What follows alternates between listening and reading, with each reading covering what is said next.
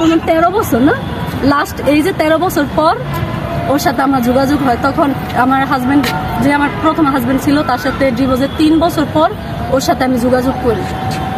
যখন আমার প্রপোজ করছে, ও নিজে বলে নাই, আমার একটা ভাই আছে, ফুফাতো ভাই, ও আমার অনেক পছন্দ করতো। এটা আমি বুঝতে পারতাম যে ও আমার অনেকটা পছন্দ করে, কিন্তু তারপর আমি তো চঞ্চল টাইপের, তো এটা শয়তান টাইপের ছিলাম। আমি ওর দেখা মানে না দেখার বান্ধবীরা চলতাম, মানে আমি বুঝতে পারতাম ও আমার পছন্দ করে, কিন্তু তারপরে একটু ব্যবসাপ নিয়ে চলতাম। তারপর আমার ভাইয়ের কাছে একদিন বলে, আমার ভাই আর কি ওরা জিজ্ঞাসা করে, আচ্ছা নয়ন তুই কি কারোর পছন্দ করস? পরে ও আমার বাইরে বলে, আচ্ছা আমি তোরে কইতে পারি কিন্তু কারোর করি না। পরে বলে আচ্ছা, পরে বলে যে আমি পূর্ণিমারে অনেক পছন্দ করি। আমার ওই ভাই এসে আমারে বলে যে কিরে নয়ন তোরে পছন্দ করে, তুই নয়ন পছন্দ করে, মানে একটু ইয়া করে কথা বলে। আমি খুব চেষ্টা যাই, মানে অনেক রাগ উঠি যে ও আমার ভালোবাসা আমারে না বলে আমার বাইরে কি লেগে করলো। তারপর ওর বাসায় যাই, তো ওর লগে মানে শাড়ির কলারে ধরছি, ধরে ওর সাথে তো পুরো ফাইটিং, মানে কিছুটা ফাইটিং এর মতোই। আমি খুব রাগি ছিলাম তো। তারপর ও কইতাছি যে তুই যে আমার ভালোবাসিস, তুই কি আমার জিজ্ঞাসিস একবারও তুই যে আমার ভালোবাসিস? তোরা তোমার সাহস কেনা দিচ্ছে, মানে ওর লোক পুরো রাগারাগি। পরে এটা করার পর কিছুদিন পর ও আমার সাথে আর কথা বলে না। কথা বলে না, আমার কাছে খুব খারাপ লাগতেছে, কি রে কথা কয় না। আর আমাদের বাসার সামনে বেশি একটা আসতেছে না, স্কুলে গেলেও কথা কয় না। তারপরে আমার ক্লাসে যে বান্ধবীরা ছিল সবাই জানতো যে আমার অনেক পছন্দ করে, তো সবাই আমার কইতাছে যে নয়ন তো অনেক পছন্দ করে, আর তুই কি লিগে ওর এরকমটা করছিস, তুই ওর ভালোবাসার কথা কর। তারপরে একদিন মানে নিজে নিজে ভাবলাম না থাক, আমি ওরে প্রপোজ করি।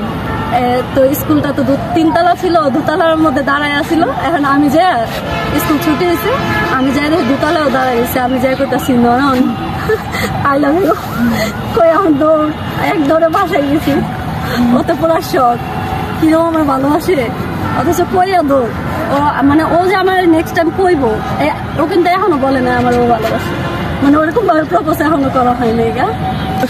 এটা বলার কি আছে, ভালোবাসি দেখেই তো সংসার। না না, আই লাভ ইউ। আচ্ছা এবার শুরু করেন আবার। তারপর এভাবে আর কি অনেক বছর যায়, আমরা একসাথেই থাকি ক্লাস 8 পর্যন্ত না।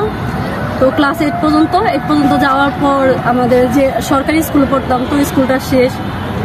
তো ওর সাথে আমার আর ওরকম ভাবে যোগাযোগ হয় না। আমার ফ্যামিলি জানে, যে কোনোভাবে আমার ফ্যামিলি জানে। জানার পর ও যেহেতু আমার ভাইয়ের সাথে খুব ভালো একটা সম্পর্ক ছিল, আমার ভাই বিষয়টা মানতে পারে নাই যে আমার ভাইয়ের বন্ধু ও ছিল আমার ভাইয়ের একটা বেস্ট ফ্রেন্ড, মানে ছোট ভাই আর কি, ছোট ভাইয়ের মতো দেখতো। তো আমার ভাই অনেক রাগারাগি করে ওর উপরে, ওরে মারিও দেয়, ওরে মারে। তারপরও ও আমার পিছু ছাড়ে না।